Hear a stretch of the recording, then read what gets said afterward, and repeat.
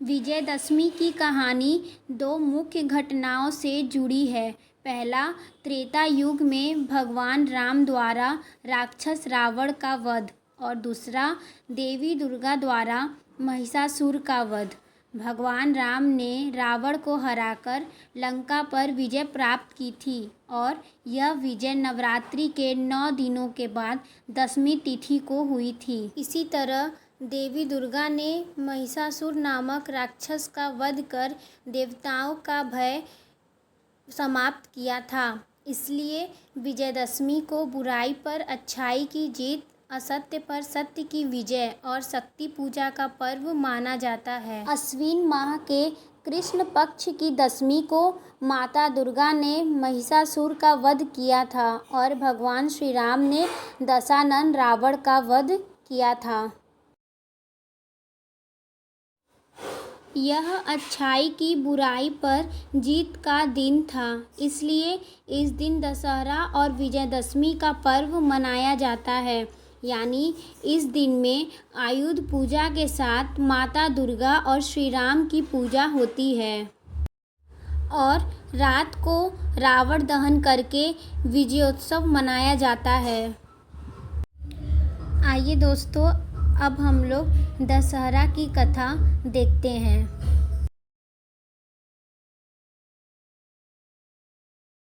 दशहरा की कथा। वाल्मीकि रामायण के अनुसार अयोध्या के राजकुमार श्री राम को 14 वर्ष का वनवास हुआ। उनके साथ उनके भाई लक्ष्मण और पत्नी सीता भी वन में रहते थे। एक दिन माता सीता का अपहरण करके रावण अपने देश लंका ले गया। भगवान राम ने ऋषिमुख पर्वत का आश्विन प्रतिपदा से नवमी तक आदिशक्ति की उपासना की थी। इसके बाद भगवान श्री राम इसी दिन किष्किंधा से लंका के लिए रवाना हो गए। प्रभु श्री राम ने हनुमान, सुग्रीव, जामवंत, अंगद और विभीषण की मदद से लंका पर हमला कर दिया। राम और रावण के बीच भयानक युद्ध हुआ। दशमी के दिन श्री राम ने रावण का वध कर दिया। रावण का वध करने के बाद से ही यह पर्व बुराई पर अच्छाई की जीत की खुशियों में मनाया जाता है। बोलो जय श्री राम।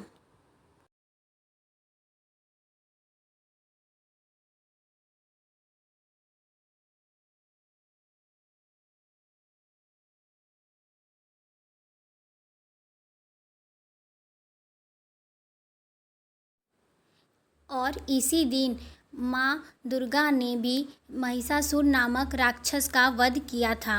अब आगे हम लोग विजयदशमी की कथा देखेंगे।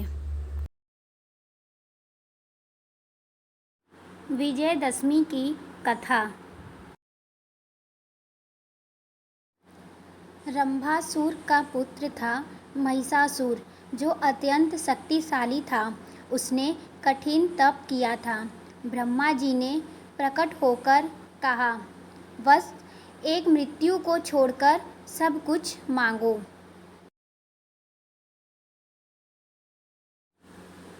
तब महिषासुर ने बहुत सोचा और फिर कहा, ठीक है प्रभु, देवता, असुर और मानव किसी से मेरी मृत्यु न हो। किसी स्त्री के हाथ से मेरी मृत्यु निश्चित करने की कृपा करें। तब ब्रह्मा जी ने एवमस्तु कहकर अपने लोक चले गए।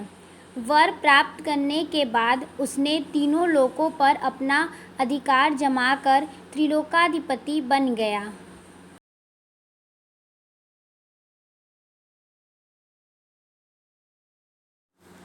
तब भगवान श्री हरि विष्णु ने सभी देवताओं के साथ मिलकर सबकी आदि कारण भगवती महाशक्ति की आराधना की।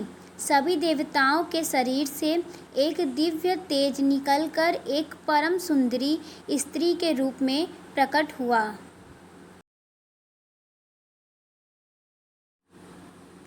हिमवान ने भगवती की सवारी के लिए सिंह दिया तथा सभी देवताओं ने अपने अपने अस्त्र शस्त्र महामाया की सेवा में प्रस्तुत किए।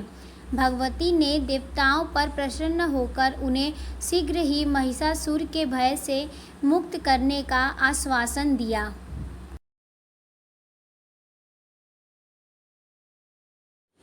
भगवती दुर्गा हिमालय पर पहुंची और घोर गर्जना की। महिषासुर के असुरों के साथ उनका भयंकर युद्ध छिड़ गया। एक एक करके महिषासुर के सभी सेनानी मारे गए। फिर विवश होकर महिषासुर को भी देवी के साथ युद्ध करना पड़ा।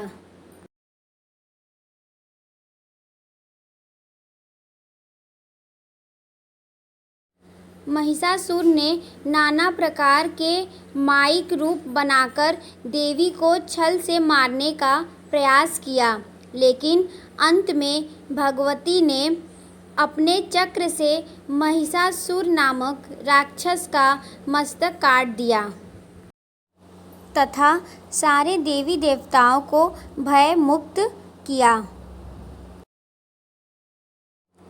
कहते हैं कि देवी कात्यायनी को ही सभी देवों ने एक एक हथियार दिया था और उन्हीं दिव्य हथियारों से युक्त होकर देवी ने महिषासुर के साथ युद्ध किया था और विजय प्राप्त की।